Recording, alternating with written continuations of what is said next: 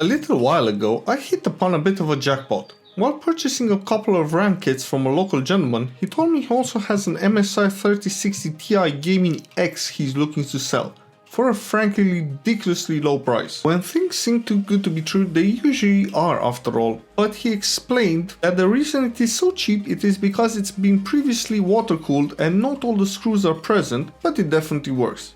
If it was an online conversation, I would have simply walked away then and there, and that would have been the end of it. But he seemed sincere and I decided to take the risk, as I could sell it faulty on eBay and recoup most of my investment if necessary. Even when factoring in some really expensive jellied extreme high performance thermal pads that I will surely require, it is still an incredibly good deal. So this is far from the first card I picked up cheaply because the person tried to either watercolor it, revert it back to stock like in this case, or simply botched up the repad repaste job and wanted to recoup some perceived loss by selling it at a very steep discount versus the market. So if you are confident in doing this kind of thing, well, simple maintenance I would call it, it is a great way to get some GPUs on the cheap, even if it is slightly risky. I also got very lucky and eventually found a couple of compatible screws, but I appreciate that most people aren't hoarding every screw they can find, so that might actually lead them to have to invest into something like the water block to salvage the GPU. As with any GPU, do not take it apart before testing, because then you won't know if whatever you did broke it or you got a raw deal.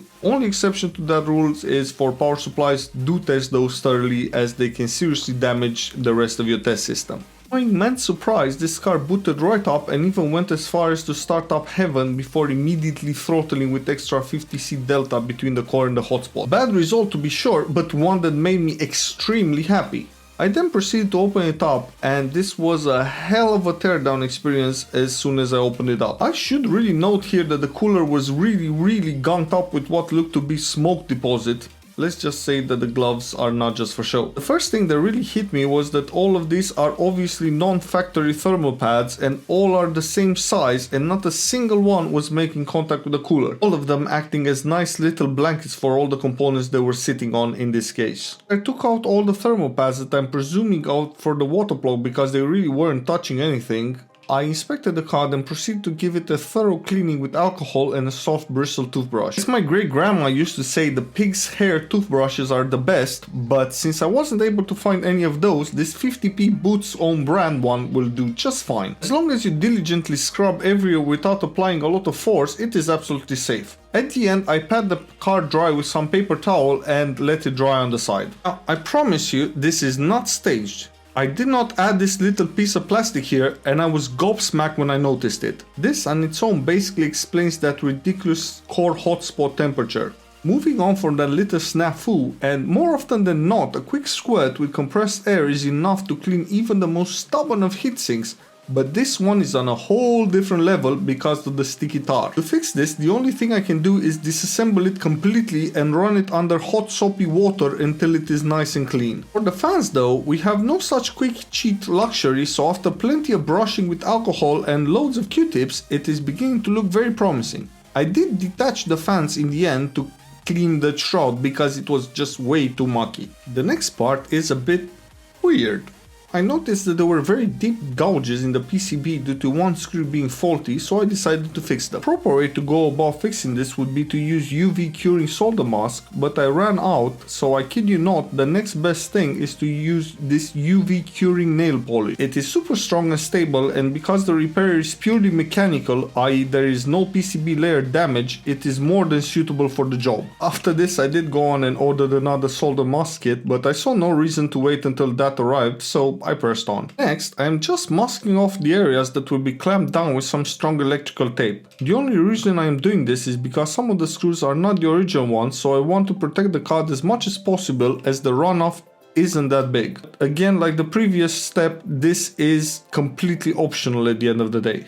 And finally we get to the installation of the new pads, and here I have two types. One is recycled from a brand new Founders Edition that I kept because they're incredibly soft and very useful. In this case I used them instead of the 1.25mm ones that would have been on the power delivery circuitry. I'm going to breeze through all of this, but keep in mind it is a rather precise job, so you always need to make sure you take your time and do it properly. Chances are, even if you got the same dimension pads, that they will be ever so slightly too thick and will create core hotspots. If this happens to you, don't panic. just take a very flat object like a pocket mirror and squish them down very gently. And this is really important, not while they are on the card, just use them on the cooler. Not try to flatten them while on the PCB because you might break stuff.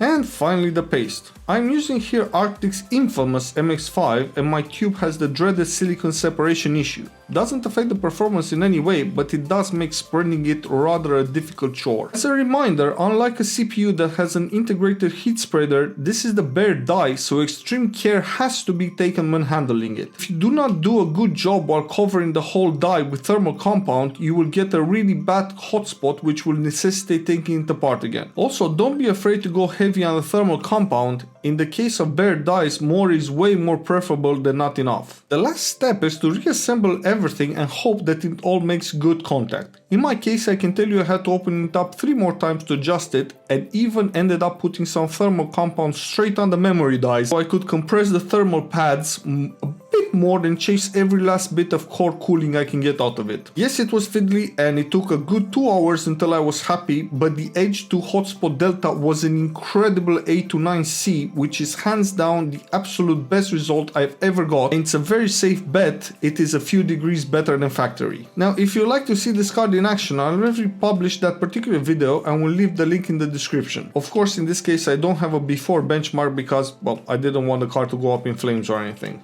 And just remember, the fact that this time it ended happily for me does not mean every case is the exact same, so when making an offer for a card that has been tampered with, make sure you take into account the fact that there is a chance you might damage it while trying to fix it, so only strike up a bargain if you are comfortable losing all of your investment. And that's about it for this video. I hope you enjoyed it and see you in the next ones.